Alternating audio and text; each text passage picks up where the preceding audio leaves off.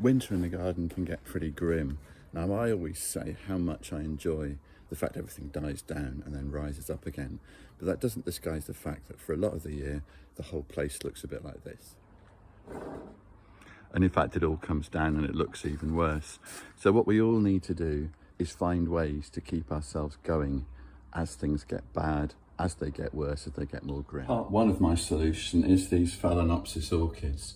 They live on this north-facing window ledge all year round, and we just make sure they don't stay dry too much, and also that they don't sit in water like this one is at the moment and shouldn't be. But they reward us massively with flowers from November all the way through to February, March, which is absolutely brilliant. It's also a good time for growing a few cuttings.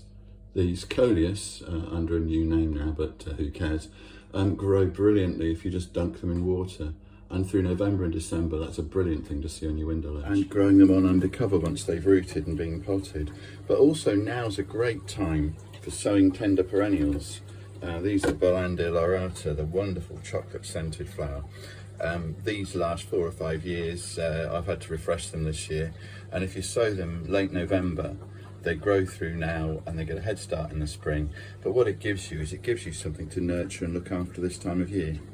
Of course, things that provide colour through the winter, at least through the early part till the birds get them, like this Calicarpa with its wonderful colour, and its really very nice white form down here, which is lovely. And over here, this is Viburnum bodnantens, and there's various other Daphnes and things here.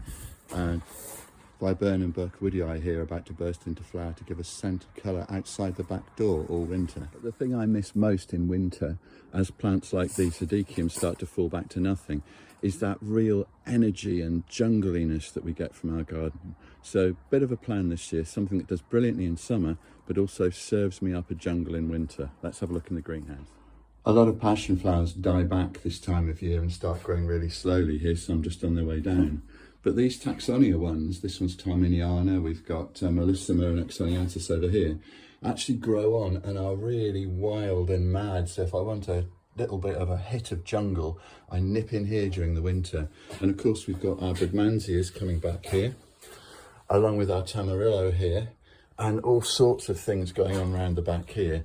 So just with a little bit of heat in the greenhouse and the right choice of plants, I get my hit of jungle all year round. Of course, we have passion flowers going on all over the place, all these cuttings I took earlier. And the stolons I took from the Colocasia earlier, they are just absolutely everywhere. I think I might have overdone it with those. But there's always something going on, and I think that's the secret.